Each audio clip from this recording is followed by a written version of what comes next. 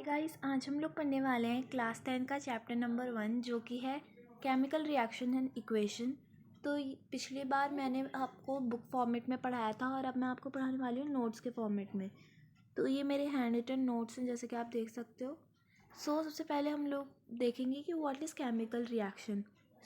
Chemical reaction are those process in which new substance with new properties are formed. यानी कि chemical reaction वो होती है, एक ऐसी प्रोसेस होती है जिसमें कि कुछ सब्सटेंस से कुछ नए सब्सटेंस फॉर्म हो रहे हो with different type of properties. तो केमिकल रिएक्शन के एग्जांपल हो सकते हैं burning of magnesium in air या फिर रस्टिंग ऑफ आयरन। तो यहाँ पे एक बात नोट करने वाली है केमिकल रिएक्शन के अंदर जो कि मोस्ट इम्पॉर्टेंट है कि the substance which take part in a chemical reaction are called reactant and the new substance which form are called product. यानी कि जो उस केमिकल रिएक्शन में पार्ट कर रहे हो उसमें रहें तो वो होते हैं उसके रिएक्टेंट, और जो उससे मिलके एक नया सब्सटेंस फॉर्म हो रहा हो उसे कहते हैं हम लोग प्रोडक्ट। यहाँ पे कुछ और केमिकल रिएक्शन के एग्जांपल्स हैं जो कि आपकी बुक में भी दिए हुए हैं और कुछ ये भी हैं, जैसे कि souring of milk, formation of curd, cooking of food, digestion of food in our body, rusting of iron and burning of fuel. ये सारे कुछ केमिकल रिएक्शन के एग्जांपल हैं। जब भी हमारी केमिकल रिएक्शन प्लेस होती है तो सब उसमें कुछ कैरेक्टरिस्टिक्स होते हैं। तो ये कैरेक्टरिस्टिक्स हो सकते हैं basically evolution of gas, change in colour, change in temperature, change in state and formation of precipitate.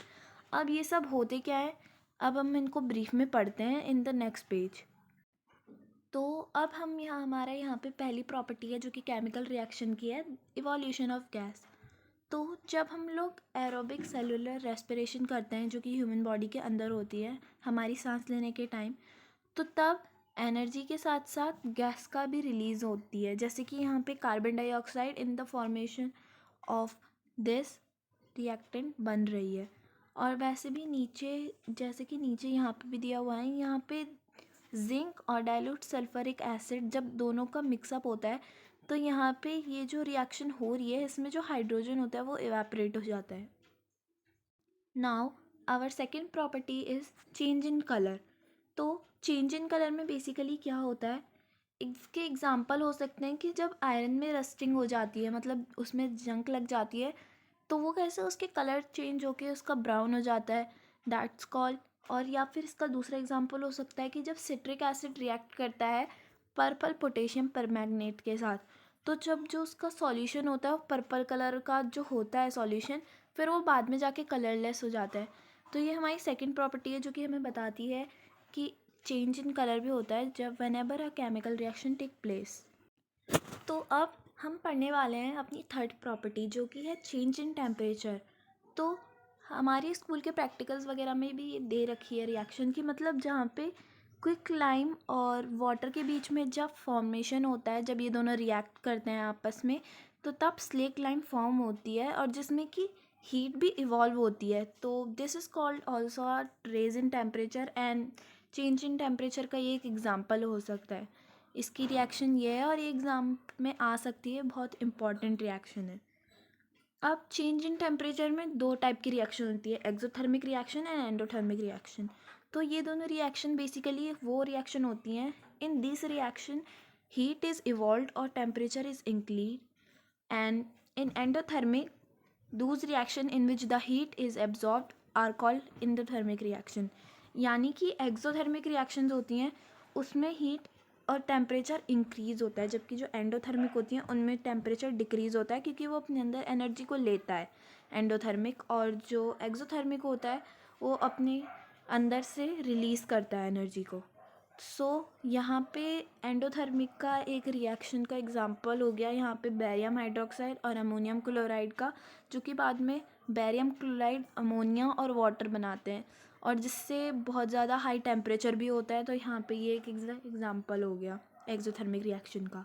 अब यहाँ पे जो एंडोथर्मिक रिएक्शन होती है, तो अब ये हो सकती है कि जब जो कैंडल की वैक्स बर्न होती है और उसमें जो वाटर और CO2 फॉर्म्ड होता है।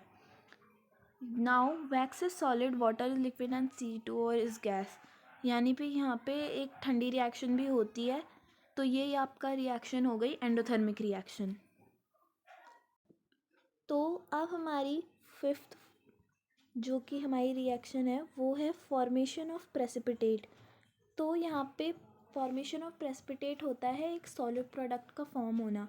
तो इसका एग्जांपल हम देखते हैं। तो इसका एग्जांपल है when potassium iodide solution is added to a solution of lead nitrate then yellow precipitate of lead iodide is formed. यानी कि जब जो पोटेशियम आयोडाइड होता है उसका सॉल्यूशन को अगर हम लीड नाइट्रेट के सॉल्यूशन के साथ उसका रिएक्शन करवाएं तो तब एक येलो कलर का प्रेसिपिटेट होता है वो फॉर्म्ड होता है, जिसका इक्वेशन आपको यहाँ पे दी हुई है। और ये एक येलो कलर का प्रेसिपिटेट होता है जो कि ये शो करता है कि हाँ अगर एक केमिकल रिएक्शन हो रही है तो उसमें एक प्रेसिपिटेट बनता है। नाउ अब हम लोग पढ़ने वाले हैं व्हाट इज़ केमिकल इक्वेशन। तो केमिकल इक्वेशन होती है basically the method of representing chemical reaction with the help of symbol and formula of the substance involve in it. It is known as chemical equation. यानी कि एक ऐसा method of representing chemical equation को represent करने का एक ऐसा method जो कि सिंबल या तो फॉर्मूले के फॉर्म में हो, जिसमें कि जो सब्सटेंस हो वो इन दोनों फॉर्म में हमें शो हो रहा हो, एक शॉर्ट फॉर्म में शो हो रहा हो, that is known as chemical reaction. So अब हमें यहाँ पे एक इक्वेशन दी हुई है केमिकल इक्वेशन जो कि है जिंक मेटल जब रिएक्ट करता है डाइल्यूट सल्फ्यूरिक एसिड के साथ तो वो कैसे जिंक सल्फेट और हाइड्रोजन गैस बनाता है। तो यहाँ पे हमें एक लंबी रिएक्शन होती है अगर इसे हम ऐसे लिखते हैं, लेकिन हमें अगर अब इसे शॉर्ट फॉर्म में लिखना है इसके फॉर्मूला और सिम्बल्स के साथ, तो अब ये होगा Zn प्लस H2SO4 जो कि एक्वस है और ZnSO4 प्लस H2 जो कि प्रोडक्ट में बन के आ रहा है। यहाँ पे प्लस का साइन डिनोट करता है कि कौन कौन से रिएक्शन को मिला के ये बन रहा है, और यहाँ पे ये वाला एरो शो करता है, ये वाला एरो शो करता है कि मतलब प्रोडक्ट रिएक्टेंट से क्या प्रोडक्ट बन रहा है। जैसा कि हम लोगों को पहले ही पता था कि बैलेंस केमिकल इक्वेशन यानी कि केमिकल इक्वेशन को बैलेंस करना। तो सबसे पहले तो अगर ये क्वेश्चन आ जाता है एग्ज़ाम में कई बार कि मतलब हमें केमिकल इक्वेशन को बैलेंस करने की ज़रूरत क्यों पड़ती है, तो इसका एक सीधा सा एग्जांपल है क्योंकि हम लोगों ने क्लास 9th में लॉ ऑफ कंजर्वेशन ऑफ मास पढ़ा हुआ है। मतलब उसमें मास can nether be created and nor be destroyed. यानी कि ना तो हम मास को बना सकते हैं और ना किसी केमिकल इक्वेशन में ना तो मास बनता है और ना ही मास डिस्ट्रॉय होता है उस एटम का। तो यहाँ पे हमें दे रखा है केमिकल इक्वेशन की define, a chemical equation having equal number of atom of different element in a reactant and product is called balanced chemical equation. यानी कि एक बैलेंस्ड केमिकल इक्वेशन हम उसी को कहेंगे जिसमें कि इक्वल नंबर ऑफ एटम्स हो जो कि दोनों साइड प्रेजेंट हो, LHS is equal to RHS, तभी हमारा law of conservation of mass proved होगा। तो यहाँ पे हमें एक एग्जांपल दिया हुआ है, एक बैलेंस्ड केमिकल इक्वेशन दी हुई है जो कि है यहाँ पे CaOH2 plus CO2 which is product CaCO3 plus H2O। तो यहाँ पे कार्बन के एटम हम सबसे पहले तो हमें यहाँ पे देखना है कि कौन कौन से एटम है, फिर हमें उनकी एक टेबल बनानी है। अगर इट इज़ी टू फॉर्म तो हमें ऐसे करना है, जो LHS की साइड है वो एक साइड और जो RHS की साइड है वो एक साइड, फिर हमें इन दोनों के एटम्स को निकालना है। जैसे कि यहाँ पे हम अगर ध्यान से देखें तो यहाँ पे कार्बन का एक एटम है जो कि यहाँ पे है, तो यहाँ पे कार्बन का एक एटम हो गया, जो कि सेम यहाँ पे भी कार्बन का एक एटम है तो वो यहाँ पे हो गया। फिर उसके बाद कैल्शियम का जो कि Ca से डिनोट होता है, तो यहाँ पे कैल्शियम को दोनों का एक एक हो गया दोनों साइड। फिर उसके बाद ऑक्सीजन जो कि O था, तो यहाँ पे ऑक्सीजन के भी चार चार एटम हो गए।